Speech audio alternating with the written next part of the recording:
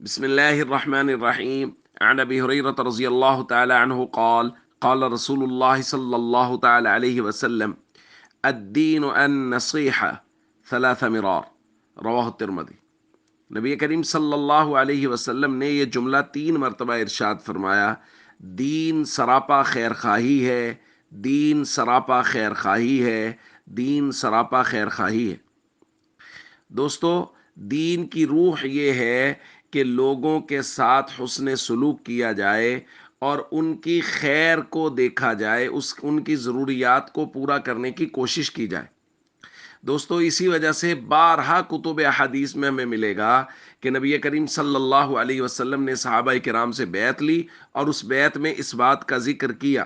ایک صحابی کہتے ہیں، بایعت رسول اللہ صلی اللہ علیہ وسلم علی اقام الصلاۃ و ایتاء الزکاۃ والنصح لکل مسلم۔ میں نے رسول اللہ صلی اللہ علیہ وسلم کے دست مبارک پر بیعت کی، اس بات کی کہ نماز قائم کروں گا، زکوٰۃ ادا کروں گا اور ہر مسلمان کے ساتھ خیر خواہی کروں گا۔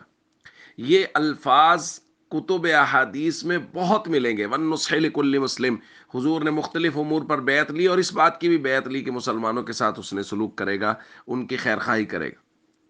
تو دوستو، ہم سب کو، مسلمانوں کی، تمام لوگوں کی، اللہ کی مخلوق کی خیر خواہی کرنی چاہیے۔ اور آج کل جو سیلاب کے حالات ہیں، ان میں خیر خواہی کے میں سمجھتا ہوں 3 درجے۔ پہلا یہ ہے کہ اگر اللہ نے ہمیں کچھ وسعت دی ہے تو ہم ان لوگوں کے لیے خرچ کریں، ان کی ضروریات کو پورا کریں۔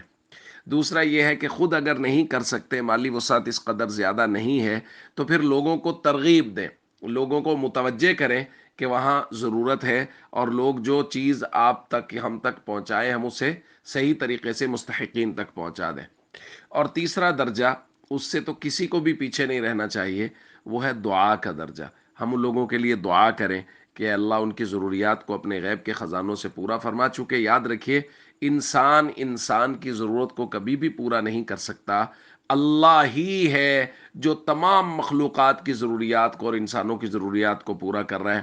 اس لیے اللہ سے ہمیشہ اپنے سیلاب زدگان بھائیوں کے لیے، مصیبت میں، پریشانیوں میں جو گھرے ہوئے ہیں، ان کے لیے ہمیشہ اللہ سے دعا کرتے رہیں۔ والسلام علیکم ورحمۃ اللہ وبرکاتہ۔